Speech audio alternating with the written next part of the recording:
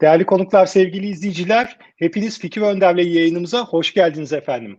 Bugün yine çok değerli bir konuğumuz, çok önem verdiğimiz bir konuyu bizimle birlikte paylaşacak. Ama konuğumuza geçmeden önce ben çok kısa birkaç hatırlatmayı sizlerle tekrardan paylaşmayı arzu ederim. Malumunuz yayınlarımız Instagram, Twitter ve YouTube'dan aynı anda gerçekleşiyor. Bizi bu üç mecradan izleyebilirsiniz. Ama konuğumuza soru iletmek istiyorsanız sizleri YouTube kanalımıza rica edelim. Oradan bize o kenardaki chat box'ı, sohbet kutusunu kullanarak sorularınızı iletebilirsiniz. Ben de yeri geldiğinde değerli konuğumuza sorularınızı mümkün olduğunca aktarmaya çalışacağım. Bugün çok önemli bir konuyu konuşuyoruz. Mikro yönetimi konuşuyoruz. Zira bizim her zaman üzerinde durduğumuz çok önemli konulardan bir tanesi, belki bizim iş dünyamızda da normalden biraz daha fazla yoğun görülen unsurlardan bir tanesi mikro yönetim. Ama gerçek anlamda bunun arka planındaki bilimsel yapı ne? Bugün biraz onu konuşacağız. Bugün sevgili Colin Fisher bizlerle birlikte. Colin, welcome to the show. Thank you very much. Thanks for having me. It's always a pleasure, Colin. So when I first read your article in our Harvard Business Reviews edition, as an editor-in-chief, I have a privilege to pick one of the articles and translate it to Turkish myself.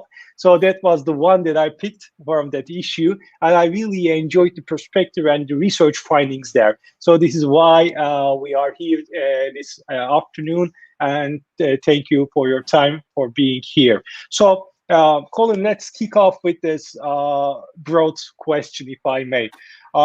Your research was focusing on micromanagement, and when we talk about micromanagement, it sounds like a weird word. It sounds like a negative word. So how is the general perception of micromanagement throughout the business environment, if I may say? So I think you're absolutely right that most people see micromanagement as a negative thing, that this is something that we're trying to avoid. And I would say increasingly people are so anxious to avoid it. Sometimes they even get too hands off and start giving their employees so much autonomy that they feel like they don't know what they're supposed to do or don't have the help that they need. And that's really part of what inspired this research, was trying to figure out what is this balance between giving people the freedom that they need to feel like they have in their jobs, but also giving them the support. And so that this idea of perceiving micromanagement in one way, it's really, the behaviors that underlie what micromanagement is might be the same when you're trying to be helpful as when an employee feels like they're being micromanaged. And so a lot of this was sort of figuring out in this research that micromanagement is in how people see leaders and managers' behaviors rather than being inherently something about the behavior itself. Right. Yeah, I think we'll be digging down a little bit deeper in that issue because, as you have mentioned, there's a really delicate balance or a thin line between helping or micromanaging. So I think it's very important for leaders to strike that delicate balance in a right way. But before we move to that topic, why is there a negative emotion or a perception for micromanagement? Is it that bad? For instance, we are going through maybe turbulent times because of this pandemic, and especially for the first phases of this pandemic, where we are responding to this unexpected, surpriseful event. Isn't it good to being hands-on micromanaging some issues because a fire going on when you have to put off the fire as soon as possible? Yeah, absolutely. I mean, I think that there's sort of two different answers to what you're talking about. One is that we know from a lot of research in psychology that people don't like feeling controlled, that human beings like to feel like they have sort of control over their own destiny and autonomy over especially how they do things and how they do their work. On the other hand, though, as you're saying, in a crisis, leaders and managers are often going to sort of feel tense and feel anxious about how work is getting done or whether work is getting done. And that anxiety often exposes sort of cracks in the trust between employees and their managers. And when, you're really, as we're going to talk about more, I'm sure, when people when managers are legitimately trying to help, that can be fine. But when employees feel like they're not being trusted or that somebody is trying to control them, that's where we start to see these problems with micromanagement. And so the trick here is, how do we translate the sort of anxiety that, oh my God, there's a fire and we have to put it out, into also being able to trust people to do their jobs and trust people to have the autonomy to stay motivated in what is inherently a difficult time to stay motivated in. Colin, is it possible to strike this balance and keep it sustainable, or should we consider it by context based? Because I don't think that it is really easy to be always aware of the context and to strike this balance in a very purposeful way. Sometimes context makes you go more hands-on to micromanage. Sometimes you have to draw back. So is it black or white situation, or there is a huge gray area between them and we have to navigate through this gray area? I mean, I think that what was really interesting in this research is that what seems like a black and white thing to the manager themselves, who knows their intention, actually is all a gray area to the employee. So when the manager comes and says, oh, hey, let me get my hands dirty and really get involved in your work, the meaning of that to the employee is really unclear. It's like, well, are you doing this because you don't trust me? Are you doing this because you think I'm doing a bad job? Or are you doing this because you just want to help me and make my job easier? And for the employee, there's no way for them to know that. Whereas for the manager themselves, they feel like, oh, this is quite black and white. I know why I'm here. I know I'm trying to help you. But the employee themselves doesn't know that.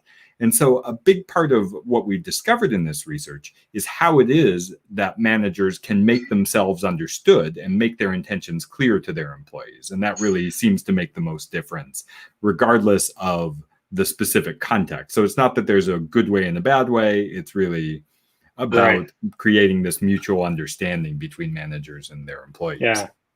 I'm hearing two very important things throughout the insights that you shared, Colin. One of them is trust, I think. So there has to be a trust culture within the organization so that everyone trusts each other or give the credit of that to the other one. And the second part is, I think, open communication, transparency, if I may say. So everyone should know what manager is thinking, and manager should know what employees are thinking or concerning about. So there has to be a direct communication between managers and employees about why they are intervening or why they are asking help from the superiors. So I think those two things are really important in order to strike that balance right. Yeah, absolutely. That so much of what I went into this research thinking is that, so I was studying a lot of people who were perceived as being great managers or great coaches in their organization. And I was sort of expecting that when we studied these people who were perceived as being so good at this sort of helping and coaching function, that we would see that they were sort of masters of reading situations and reading people's nonverbal cues. And I was surprised to find that really was not what was going on. It was just the people who were perceived as being so good at this were asking more questions. They were making their intentions more explicit. And so this idea of being transparent about our intentions and communicating about what's going on is really critical in having a good helping culture. And that's particularly important, when we're in this kind of remote working environment where normally we do have more cues at our disposal. We see more of each other's work. We can read more of each other's body language. We see each other even when we're not directly talking about the work, and that we have a lot more data to go on. Now we have to even it's more important for us to tell each other explicitly what's going on, because this sort of one-to-one, just seeing each other's heads is all we've got. So I think that's super important. And as you talk about with trust, this idea of trust or psychological safety, where it's okay to speak up, is so critical in having a helping culture. and that there's really those two things, as you're talking about this, establishing open communication and creating a culture of psychological safety, are critical to having any of the kind of helping interactions we're talking about. Right. In the article, you were mentioning 3 strategies in order to strike this balance for being helpful, not being micromanaging. So just can you elaborate a little bit of those 3 strategies? What are they and why are they important? Yeah, absolutely. So the 3 strategies that we found from quite a bit of research over several years on helping was the importance of timing your help wisely. So really stepping in to help or to intervene when people are ready to receive that help. The second strategy was to clarify your role as to help. And the third strategy was to align the rhythm of your involvement to people's needs.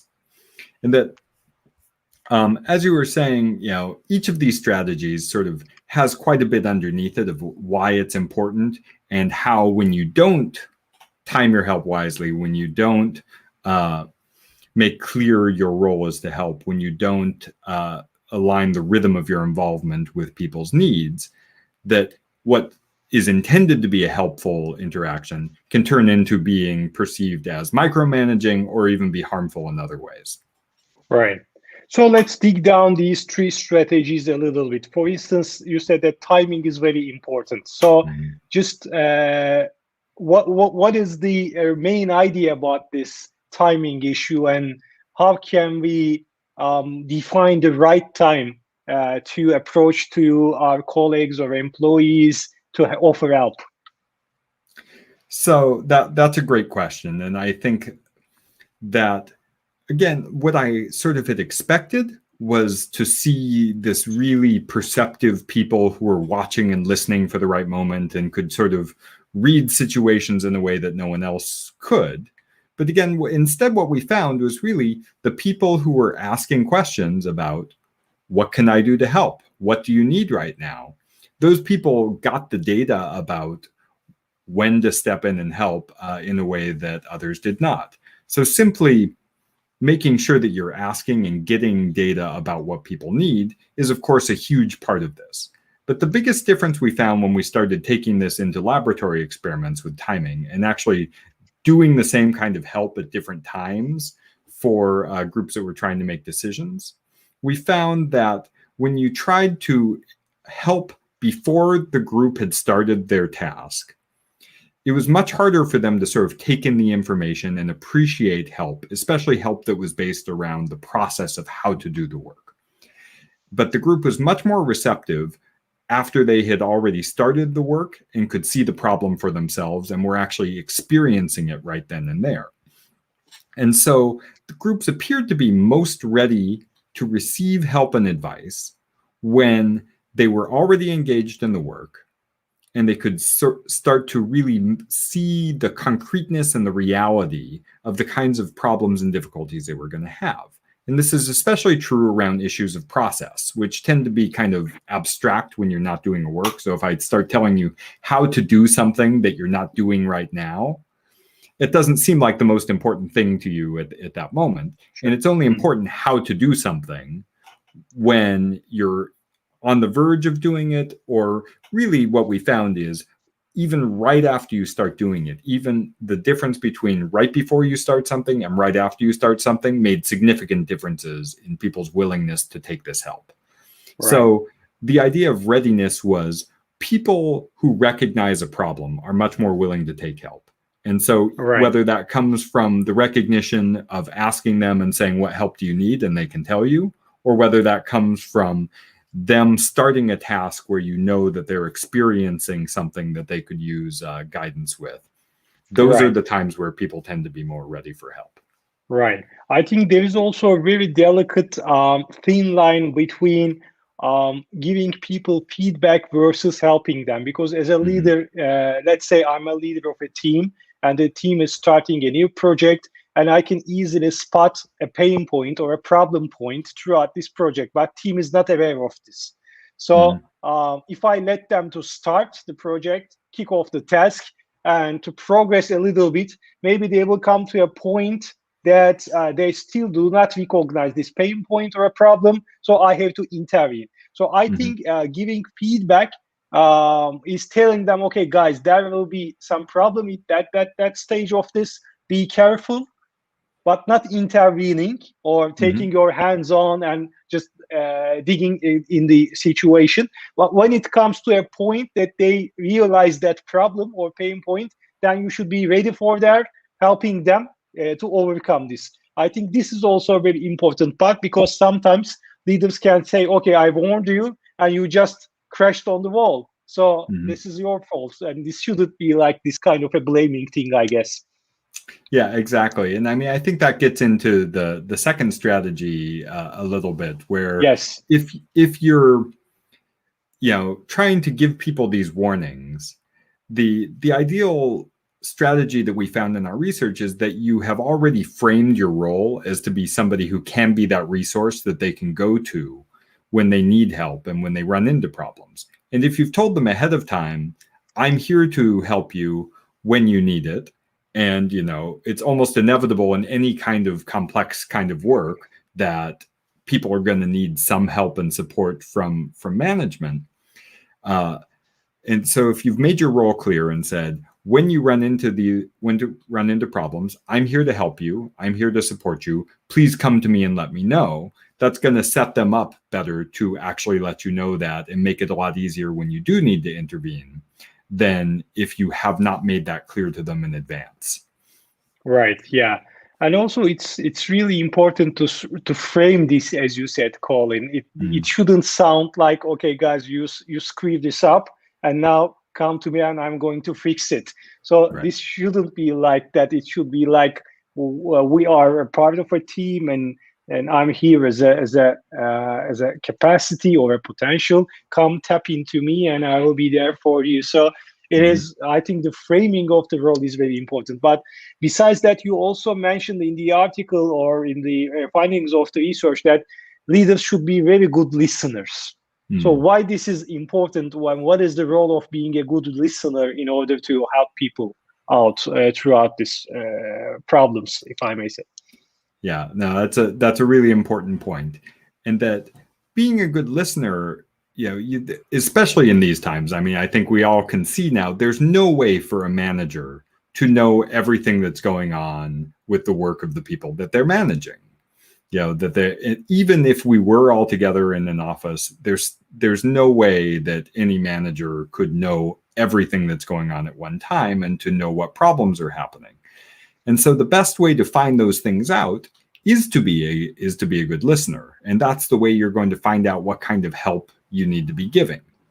And that listening does need to go beyond simply hearing and understanding what people are saying. Because again, what we saw again and again with people who weren't seen as helpful is they sort of assume other people know what's going on in their head. So if a manager thinks, oh, I understand, and I experience understanding, so everyone must know I understand, is that turns out not to be the case unless you check your own understanding with others and they can see, yes, my manager did understand what I'm saying.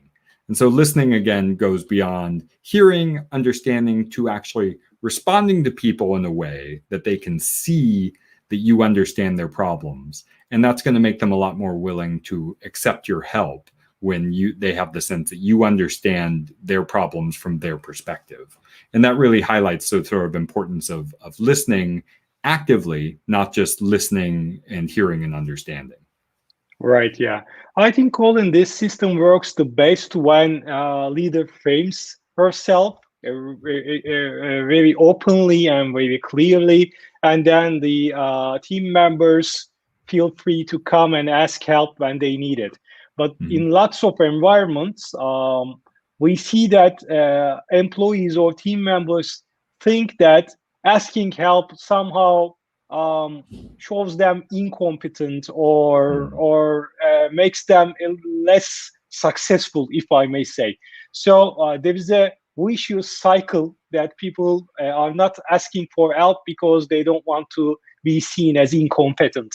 So how could we break this cycle? Is it going to be culture or processes, and what tools can we use in order to create this psychological safety and trust to get this help done?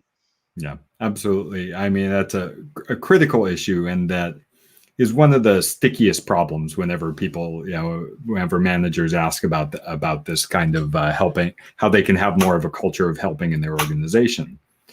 And I mean, whenever you study help in an organization, by far the most common problem is that people don't ask for help when they need it. And that the reasons are just what you said, that asking for help in a lot of different kinds of organizations and cultures is seen as a sign of incompetence or weakness. People don't want to be sending those signals to others, especially to their managers. And so instead of trying to seek out the help they need, they hide their problems and try and just muddle through it as best they can. And that leadership is critical in breaking this cycle. That one of the biggest predictors of psychological safety is the behavior of the leader themselves. And the part of this, though, is actually a slightly more negative story, because it's actually very, very easy for leaders to destroy a culture of psychological safety through blaming and criticism. And that we know human beings are actually much more sensitive to negative feedback than they are receptive to positive feedback. And so I usually teach that if you blame or criticize someone once, you have to equally strongly praise people at least 5 times to undo the effect of that one blame or criticism. And so the vicious cycle gets started because, once you've started this blame or criticism, it gets very difficult to undo. It takes a lot of purposeful action. And so, of course, the best strategy is to minimize blaming and criticism, especially public blame and criticism, because that will almost certainly undermine any chance of people asking for help when they need it. And instead, to praise people when they are asking for help and they need it, to make sure you're willing to provide that help and do it in a way that doesn't make people feel evaluated, as basically what we're talking about throughout here. But also to sort of frame work in a way when you're doing work that people are going to need help with, to let them know that ahead of time, to say, this is really complicated stuff. We haven't done something like this in our organization before. And it's inevitable that we're going to need help from each other, that maybe we didn't assign the people with the right expertise, maybe we didn't give you enough resources. And so if that's the case, let me know, because we're all doing this for the first time together. And these steps of sort of framing the work actively or accurately, making sure that people know it's okay to ask for help, and then praising the messengers of problem, and then embracing any kind of problems that they have as a source of learning, are the sort of critical building blocks of a culture of psychological safety. Right. Yeah, I recall from Amy Edmondson's really iconic book, The Fearless Organization, that she was writing that it is very critical for leaders to ask questions themselves, to be role models who are asking questions, and even to expose, to show their fragility, or their or they don't know some issues. If they don't know some issues, it's okay for them to tell it. So if they tell it, if they speak up, then the other people will start to speak up. So I think, as you have mentioned, being a role model for the leader is really critical in terms of creating this psychological safety thing. Besides that, the third pillar, the third strategy you mentioned in the article is the rhythm of involvement. So what do you mean by rhythm of involvement, and why is it important? Yeah, so rhythm turned out to be, again, another really surprising thing we ran into as a critical factor in whether help was seen as helpful, or actually could sometimes be seen as micromanaging or harmful.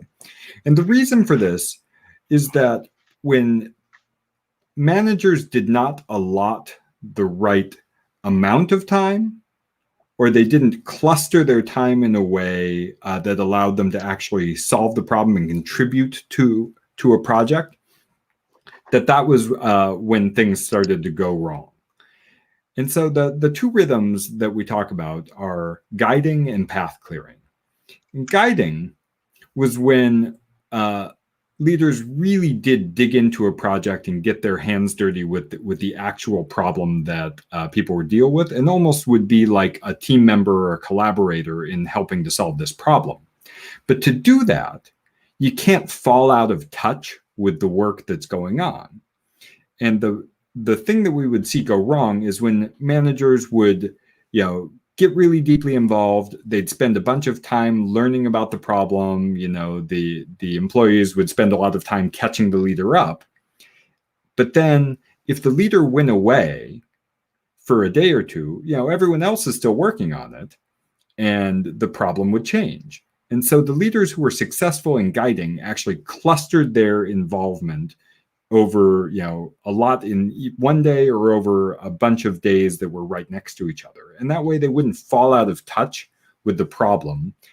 And what would happen when leaders failed to do this and they were trying to really get their hands dirty is that employees would spend almost all their time catching the leader up over and over and over again. And that's where they would feel micromanaged. They'd feel like this leader is just coming to check up on me. I'm spending all my time just telling him what's going on. And the leader would not actually be able to contribute to helping. So the guiding rhythm of a whole bunch of time clustered closely together was really important for really diving in and solving these tricky critical juncture problems that we saw. In contrast, leaders who weren't able to clear their schedules and really help all at once in that way did what we called path clearing. And this was where they were aware that there was a project that was struggling, but they didn't have the time to jump in, or maybe they didn't have the expertise to jump in and actually solve the problem directly. And so what they would do is to take on smaller tasks, even tasks that were sort of below their rank, more menial tasks like ordering lunch or booking rooms. And they would do that to clear time for their employees to solve the problem on their own. And they would do this very consciously, knowing that they didn't have the time or the expertise in some cases to solve the problem themselves. And so the best way they could help was taking away whatever they could from their employees so that the employee had more bandwidth to solve those problems. And so this path clearing rhythm tended to be smaller amounts of time that were more spread out. And this allowed leaders to be more flexible in the kind of help that they provided. But it often left those sort of core problems for the employees themselves. And often that was the more fun part of the work too. And so it allowed the employee to kind of keep the part of the work that the employee most wanted to do for themselves, and that the helpful leader was really doing the stuff that maybe was more administrative or in some cases, as I said, like less desirable things to do. Right. Yeah. Maybe one of the actions that leaders can take in that path clearing will be creating connections for the other leaders in the organization to help this theme thrive. For instance, if there is something wrong about technology or IT related things going on, and the leader is not really competent in IT, or it's not her area of expertise, then she can easily go and convince CIO or CTO to jump in and to solve this problem. So I think for the conscious leaders who are willing to help, a really important way should be creating some points of connection or network within the organization with other leaders that can be much more helpful to the team that is working on these kind of problems. Maybe this can be another way to do this. Yeah, absolutely. And that, I mean, I think we didn't mention that in the article, but that's exactly what we saw.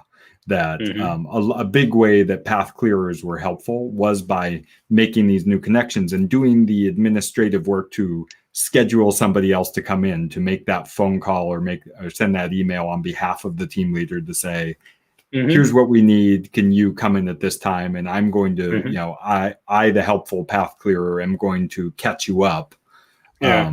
so that now that the employee doesn't have to do that themselves. So that was Right. absolutely one of the main ways we saw Path Yeah. Careers be Yeah. helpful. I also really like the idea of doing really minor things like arranging meeting rooms or ordering lunch. So leaders should be okay with those minor things because they are really not only helpful to clear out some time, but they're also good signals that leader is humble enough to be a part of the team, even doing the most minor or the most or the least important things within the schedule to clear the path for the rest of the team. I think it's also a good signal to show this. Yeah, absolutely. And that was sort of the main alternative to just saying I'm here to help, is to show that you're here to help. And the way you show it is by doing something that maybe not everybody else would want to do. And that really shows that, yes, you're definitely here to help. You're not here to evaluate me if you're, ordering lunch or scheduling a room. You're clearly trying to help. And there's almost no other way to interpret that behavior. So I think you're absolutely right. That's a key part of framing your role, is by showing people what your role is. Yeah. Colin, throughout this conversation, we have touched a little bit to the context that we are living through or we are passing through, which is a really turbulent remote working and uncertain times. So how about this context? Is this context pushing people to be more micromanagers, or is it time to be isn't time to be much more a helper than a micromanagement? What is the daily dynamic, or what are the daily operational dynamics pushing people to what part of this equation?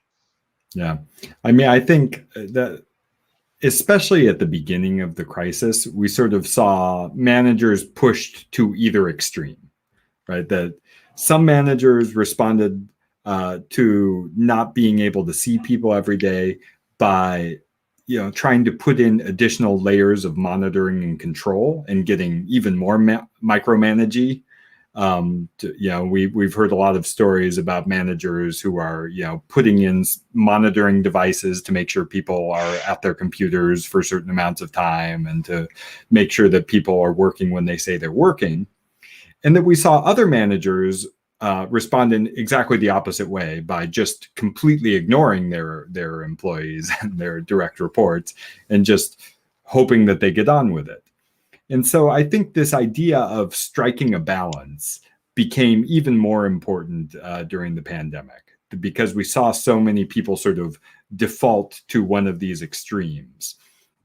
And that I think I've heard a lot of great stories about people developing over the course of this pandemic better ways to be helpful in remote work, building in extra time for meetings or building in special meetings to check in with employees. And that, again, we make this distinction between checking in on people and checking up on them. And that it's very important to communicate when you're checking in that you're trying to be helpful. But that by building in an extra 5-10 minutes, if you have a meeting with somebody, to ask them how they're doing, ask if there are any problems that they're having that you can help with, is a big thing that a lot of managers have taken on now. Finding ways to kind of substitute for the informal ways we used to find out what was going on with people in this environment has been a big theme over the sort of last year of everybody getting used to remote work. And I hope those things stick, and that I'm optimistic that I think most organizations have started to learn that extreme monitoring of remote working arrangements is not a very productive way to engage employees, especially remotely, but neither is totally ignoring them and not giving them any support or feedback and colleagueship. So striking this balance in between those two extremes, I think, is what we're all kind of learning. And I think it's been super interesting to hear people's stories of the new and creative ways that they've been doing this. Right. Colin, you teach organizational behavior and innovation at the same time. So I'm curious about your perspective about how this micromanagement issue affects the pace of innovation. So I think in innovative cultures, helping should be one of the core DNA factors for the organization. But as those kind of innovative teams or organizations grow larger and larger, we see bureaucracy coming in or hierarchy kicking in. So what is the effect of micromanagement in innovation? Yeah, I mean, feeling micromanaged and feeling like you lose this autonomy is one of the biggest poisons to creativity and innovation in organizations. And so, that this feeling of I can try different things in different ways is critical to anyone being creative, and that my co-author Teresa Amabile has done a lot of research on the importance of intrinsic motivation, of the joy that we get from simply doing a task, from trying things, from solving problems is critical, and that when people feel micromanaged, that really kills intrinsic motivation and lowers people's motivation to be creative in the first place. And it makes them feel like they don't have the freedom to explore new ideas and new ways of doing things. So I think that, the observation that helping is critical to creativity, but that when we're helping, making sure people don't feel micromanaged, that they don't feel like their autonomy is being constrained, is even more important. And so these strategies almost all came out of research on places that were trying to be creative, from design firms or consulting firms where generating new knowledge was really important. Right. Yeah. And then you also mentioned, go ahead. Go ahead, Sarah. Yeah, please go ahead. Okay. Yeah. So you also mentioned the idea of sort of the increasing bureaucracy and size in these kind of innovative organizations. If you have a startup that feels really small and creative at the beginning, when you start to have 100, 500, 1,000 employees, it gets a lot harder to kind of keep that feeling of autonomy and this sort of culture of we know everybody and we know how to help everyone. But that a lot of organizations are using increasingly flat project-based cultures that devolve more and more authority to team leaders and projects rather than trying to build up traditional hierarchies. And I do think we're seeing a lot of advances now in how organizations can create these really flat structures and make the role of managers to help people with the projects that they've had more say in taking on and more say in executing. And that innovative organizations, I think, are doing more and more of this, of making the role of their managers to be kind of floating helpers in between different projects rather than people who oversee them in the first place. Yeah, it requires also a very certain mindset change for the leaders, especially for mid-management, Colin. I have been chatting a lot of CHROs or Chief Transformation Officers here in Turkey in large corporations. Most of them are trying to shift to agile way of working or agile organizational model. And the most problematic resistance that they are facing is coming from mid-management, because mid-management doesn't want to leave their area of power. They want to control hundreds of people, and all of a sudden you said that, okay guys, you are a member of a team now, you don't have a corner office, you don't have this title, you don't have this authority. So it's really striking for people who are just identifying themselves by the title they have or the power structure they control. So I think it is also really a disruptive mindset change for the leaders, especially for the mid-level managers. Yeah, absolutely. I mean, if you're going to create a innovative culture and one that's really based around helping, and which I think, generally people should, it does require changing a lot of structural things, and that, the organizations who try to change their culture or get new behaviors but don't change their structure often do run into these problems where the people who are threatened by the change are going to resist these changes. And that almost all the cases I teach, I teach cases on this kind of changes to more team-based or project-based organizing for creativity. The question of what do we do with the people who were middle managers in the old structure, and how do we leverage what they can bring without making them feel too threatened is often the most critical question in sort of these kinds of organizational changes. Yeah, I see that. Last but not least, Colin, I'm really curious about your perspective on this remote work thing.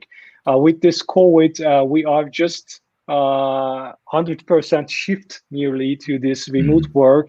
And now the big question is how this thing gonna stick, or is it going to stick, or we will be going back to old normal, or is it going to be something hybrid? So what's your take with that? What will be the near future organizational model look like?